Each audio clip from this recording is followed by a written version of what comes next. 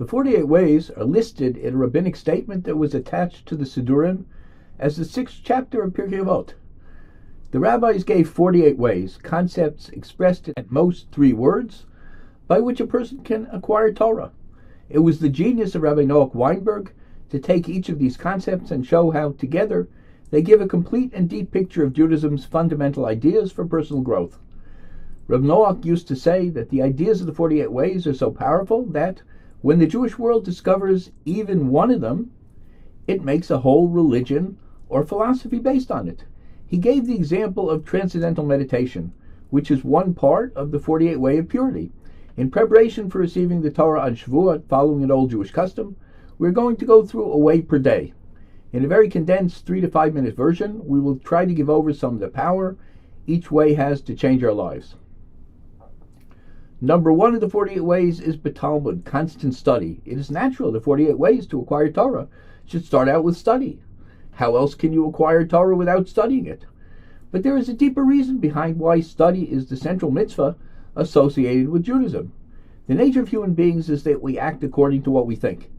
You chose your profession on the basis of what you evaluated was good for you. You chose your spouse, your house, your car, on the basis of what your mind told you. If we use our minds in the right way, it is our best guide for what is the way to get the most out of living.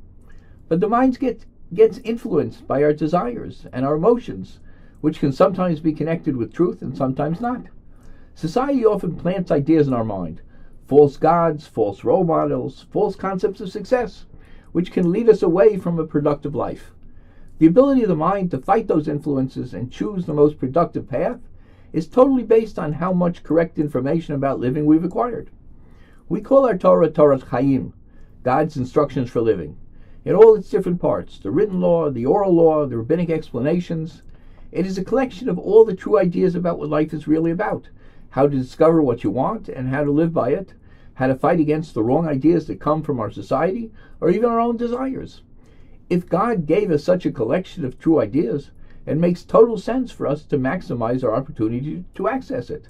Constant study means to make use of your time in the most productive way. Make for yourselves a list of what information about living you feel you need most. There is Torah information about how to have a happy marriage, how to be happy, how to help others, how to understand and raise your children, how to keep a kosher home and live according to Jewish law.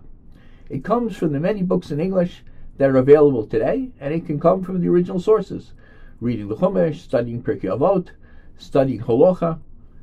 And when do you do it? For as much time as you can manage within the busy schedules we all have. A set time every day to learn is great. It creates a powerful habit. In 15 minutes a day, doing the Parsha with the art scroll, you can do the whole Chumash in a year. I wrote a book, Sages Online, that introduces the powerful ideas for living in Pirkei Avos. In your car, going to work, you can listen to a Torah DVD instead of 92.7. Go to Shirim to talk about what you are interested in knowing about.